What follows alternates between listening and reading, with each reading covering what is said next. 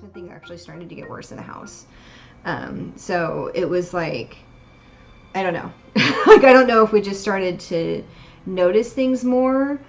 But when she stopped staring at the cemetery, that's when I started to really be afraid of the house itself. So it was a lot focused on the downstairs at first. So I would just be sitting like in the living room or maybe walking around or doing something, but I would, out of the corner of my eye, see a shadow in the kitchen. Not like, oh, look, a shadow.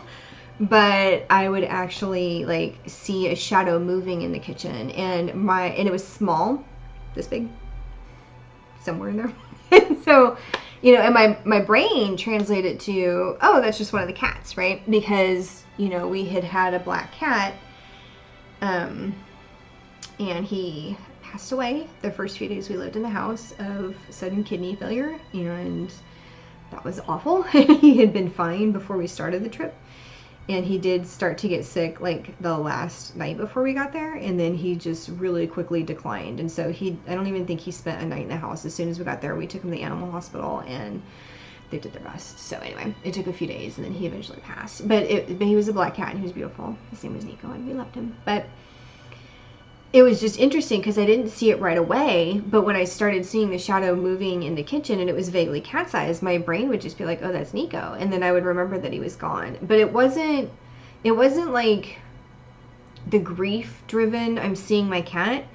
It was more like I was seeing something. I was seeing the shadow move, and my brain just translated it to a cat. And then I would catch myself, and I would do like an inventory of the cats, and I'd be like, yeah, no, there's no cat there. Like, the cats are like literally like right next to me.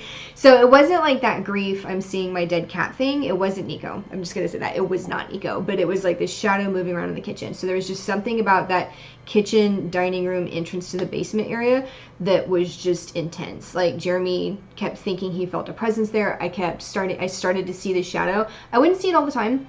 But there would be a few weeks where it was intense, and then it would chill out for a while, and then I would see it again, and it pretty much lasted the whole time we lived there, where I would just see something moving in the kitchen. And I don't think I saw that particular thing anywhere else in the house. Like, even when I was in the murder basement, I wouldn't see something like moving. I would sometimes feel something. Like, I would be convinced there was something waiting for me in the basement, and I would often bring a flashlight with me, not necessarily for the extra light, but just in case I needed it. And Jeremy was traveling for work at the time, and so, he had kept his job back in Dallas, and so he would fly back sometimes, and so then I'd be alone in the house. And I at one point just decided that I couldn't go in the basement when Jeremy wasn't home, just because it was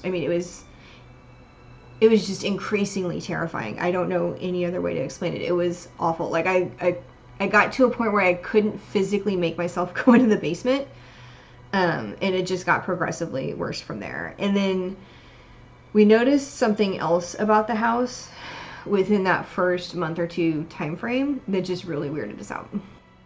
Yeah, so it was a 3-bedroom house, and as Gabrielle mentioned, the bedrooms were all pretty small, but they all had closets, and the closets were all decent size. But what was weird with the closets is that they all had locks, like the latch kind of lock where there's the eye and the latch that goes over it, you'd put a padlock through. They had that on all the closet doors on the exterior of the closet door. And like, if you're wanting to lock up your closet, I guess that makes sense.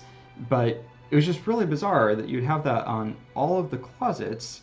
At first I had suggested, well, maybe they had, because it was really common you have multiple people living in the house in a roommate situation. So I thought, well, maybe they had just, done that. And so they put locks in the closet so that, you would lock your closet up from your roommates. But kind of looking at the history of the house, that didn't seem to be the case. It had always just been like an individual or a family who'd been living there for decades and decades. So that didn't really make sense. And then none of the bedroom doors had locks, and it's like, why wouldn't you just... I've lived in a lot of places, and I've never lived somewhere that had that type of lock that you'd have a padlock on a closet door. if there was a lock on the closet door at all.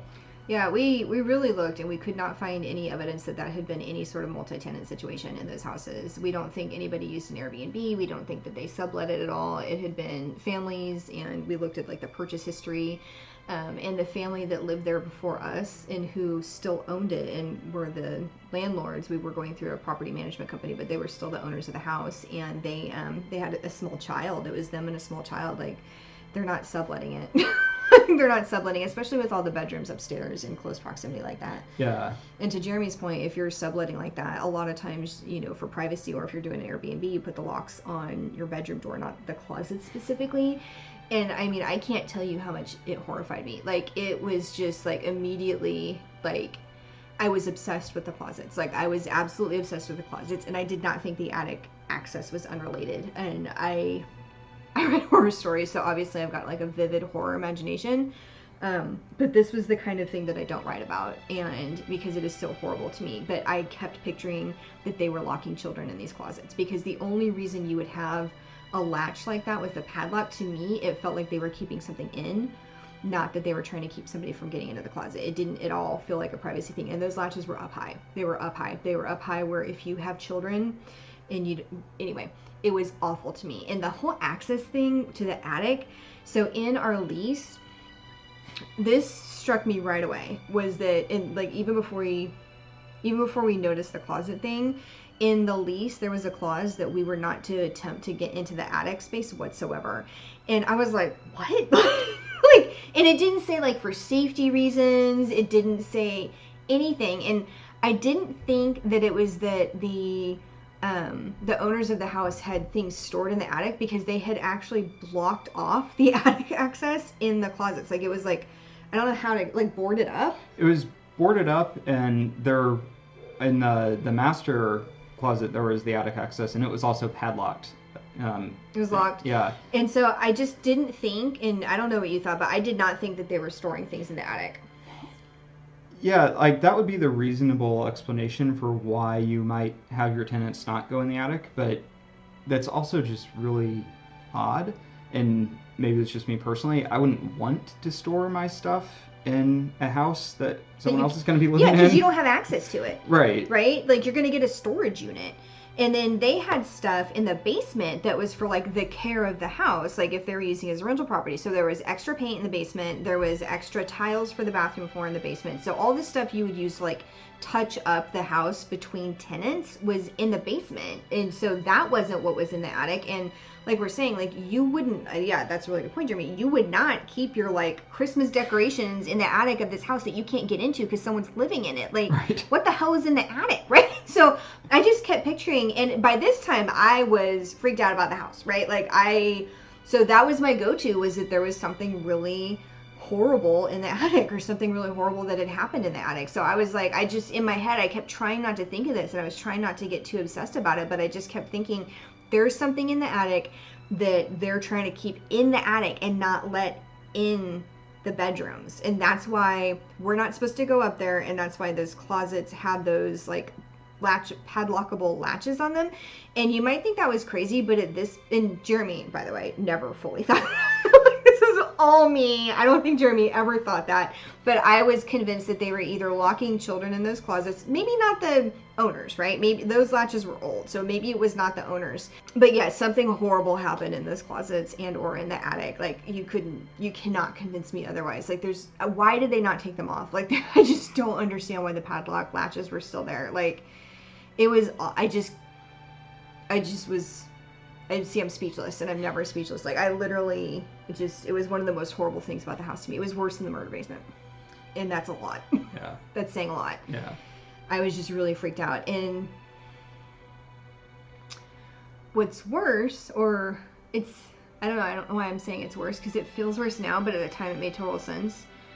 When Jeremy wasn't home, I started flipping the latch on the closet in the master bedroom. Like, it was my closet. We always do separate closets, and that's where my clothes were. I had no problem going into this closet and getting dressed. It was always colder than the rest of the house, by the way. Even in summer, it was a cold room. Don't understand why, but fine. I'm not going to dwell on it. It was creepily cold, but I had no problem going in there and getting my clothes. I had no problem being in that closet. But when Jeremy wasn't home at night, I would absolutely flip the latch on it because I just started to become convinced that something wanted to come out of that closet. One night, I woke up and, yeah, I saw something, and Jeremy was home. So I'm sleeping on the side of the bedroom that's closest to the window that faces the cemetery, and Jeremy's sleeping next to me, and he's facing the room in the closet. And I woke up, and I felt it and I saw it. Like, I woke up in the middle of the night. I don't normally wake up in the middle of the night. Like, I'll wake up at like 4 and be awake for the rest of the day, but I'm not like usually waking up at 2 or 3 unless a cat or something wakes me up. So it was some random time. It was like 1 or 2, maybe 3. And I'm awake, and there is just this shape right there. And it was just awful and malevolent. And in my head, I just automatically thought, oh my God, that is a demon. Like, there's a demon in my bedroom. And it was just this big, formless black shape. And it just had this malevolence to it. And it was just there and staring at me and Jeremy and like watching us sleep, basically. And I was terrified. And I didn't want to wake up Jeremy. I was convinced that if I woke Jeremy up, something bad was going to happen. Yeah, I prayed, and I'm not religious, so I hope that tells you something. I absolutely prayed for protection and safety, and it was awful. Like, I couldn't go back to sleep, and the house was completely black, and that shape was there. And I knew it had something to do with the closet. And I don't think Jeremy ever saw it or felt it, but to a lesser extent, I did see and feel it maybe 2 times after that. And I think Jeremy was still traveling. He did eventually stop going back to Dallas as much. He still had to go back every once in a while, but it wasn't as frequent. And like I said, every time he did, I would latch the closet door or sleep with like a big mag light or something. And I started begging my friends to come stay with me while he was gone. And they'd be like, oh, you can come stay with us. But I'm like, I got 2 cats. I'm not going to leave them alone in this crazy ass murder house. Like, you know, but that demon, that presence, whatever it was just awful. And so I would, especially when he was gone, I would find myself at night just like saying like a protection thing or just doing some like visualizations in my head. And like I said, I know this sounds crazy. Like, this is not normal. This is not something that happens to us all the time. Like, it took me a lot to get to the conclusion that not only had something bad happened in that house, but that whatever happened in that house just deeply affected the house, that there was something there. There was something in that house living with us.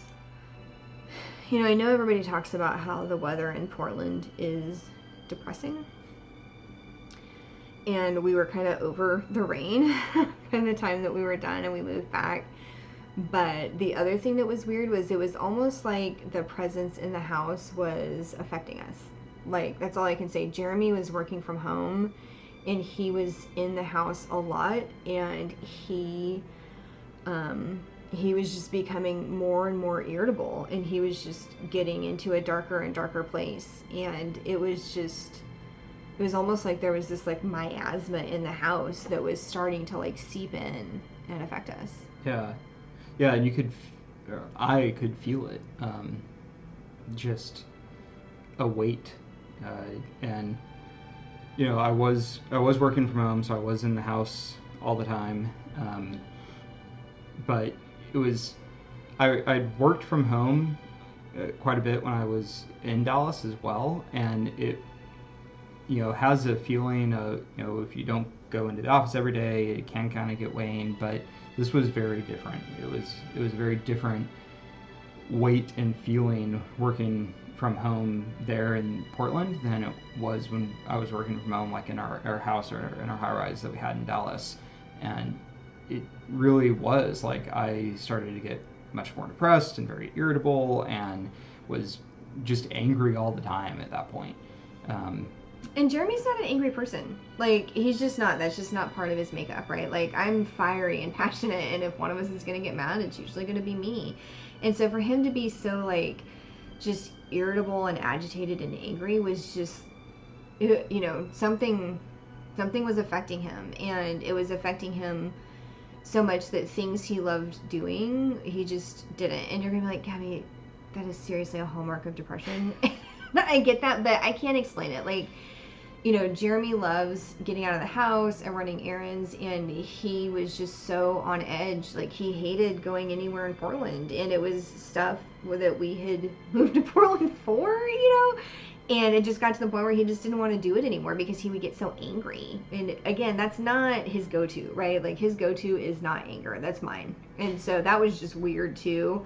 And I found myself, like, you know, I mentioned that for me, it was more in the beginning that the house was terrifying, like the basement, and then I started to, you know, get more and more freaked out about things in the house.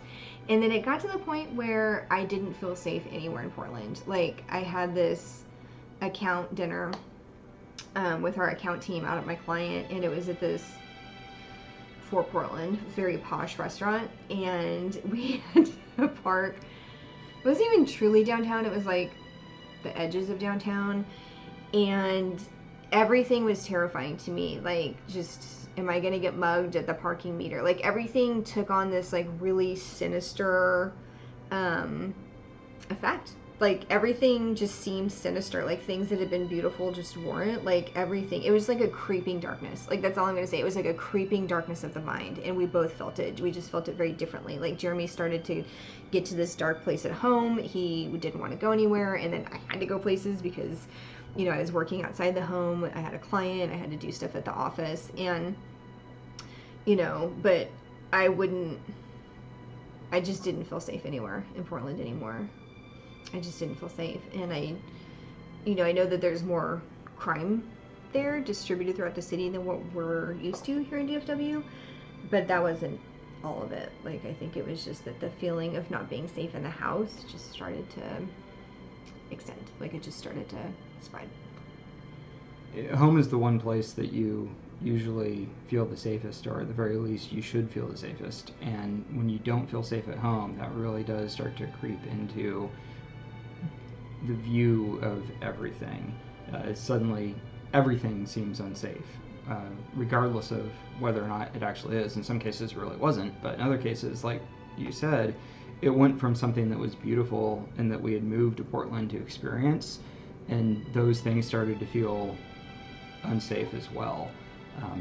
So it really was just seeping into everything that we experienced. Yeah, we couldn't go to the park. I mean, we would find homeless people hiding in bushes, and there's nothing wrong with homeless people. It's not like homeless people are dangerous in general, but there's a lot of people in Portland who have just drug issues and some mental health issues that are untreated, and unfortunately sometimes that does make them dangerous. And so I mentioned earlier that guy was screaming profanities at me on my front porch. Like, I'm on my front porch, sorry. He's on the street 10 feet away from me on the sidewalk, and just was screaming profanities at me. And we would find hypodermic needles in the park.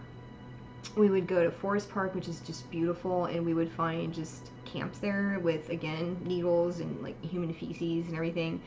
And it was like we couldn't turn around without seeing something like that felt unsafe. And I would talk to my friends, and they'd be like, yeah, that happens, but that's not like all the time. And I'm like, yeah, it feels like it is. And what was weird was when we first moved there, I got bit by a dog. Like, yeah, it was crazy. Like, we were hiking, and fortunately it was actually when we first moved there, we were hiking, and on this trail, and this dog and its family is passing us, and this dog is on a leash, and they were a good distance, and I am dog cautious. I mean, I'm an aware person, and so I'm not like running up to strange dogs. I wasn't like approaching its people in any way, shape, or form. We're just passing each other, hiking on a trail, we were keeping our distance, and this dog literally lunged and bit me on the hip. And thank goodness it was winter. I keep saying that because I was wearing a lot of clothes and a lot of layers, and I had some really good hiking tights on, and they were like really sturdy fabric. So thank you, Athleta. Because yeah, the dog did not break skin, but I was bruised on my hip. So the dog just lunges at me and is like growling, like, "Wah!" You know, like it's just going for me. It was, you know, it's quick, right? Like it was like 3 feet away from me. It like lunges at me, it bites me. And at first I was like, oh, that dog is like jumping up at me.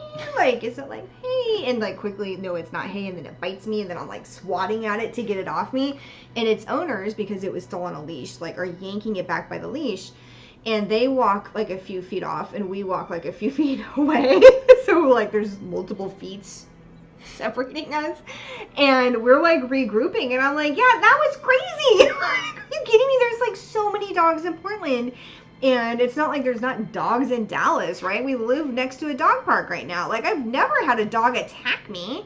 Like, and it wasn't like some stray dog. It wasn't like it was just someone's pet, and it just like went for me. Like it wanted me to die. Okay, like it was not normal. No, it was really bizarre. Like, I've never seen a dog do that to you, for sure. And it was weird. It wasn't even like we were, you know, there was nothing weird about, you know, we weren't wearing bacon. You know, it's like there wasn't anything bizarre Yeah, I didn't have like treats that. in my pocket. Yeah, and it wasn't even like we were the first people this dog would have encountered. I mean, they were on the trail, we were on the trail. They were coming back. Yeah, they were coming back. Obviously, they passed people already. Yep. So it wasn't like this dog was like, oh, brand new person.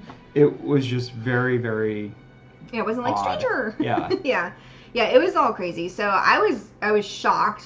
You know, I was like in shock, and like what was weird was that the people, I don't even think they apologized. Like they didn't really say anything, which I was like, dude, your dog just attacked me. Like, get it together. Like, you owe me an apology if nothing else. But they were hipsters. So I know it sounds judgy, but I get to be judgy because their dog freaking bit me. Okay, so I get to be a little judgy about this one. So yeah, that was weird. And then what got even stranger was then that the entire time we lived in Portland, I had so many dogs look at me with interest and lunge at me. Like, I didn't get bitten again, but that was not the last time that a dog in Portland was acting like it wanted to kill me. Like, I don't know what happened. Like, dogs love me, animals love me, babies love me, everybody loves me, right? Like, I'm like super nice and cute, whatever, who doesn't love me?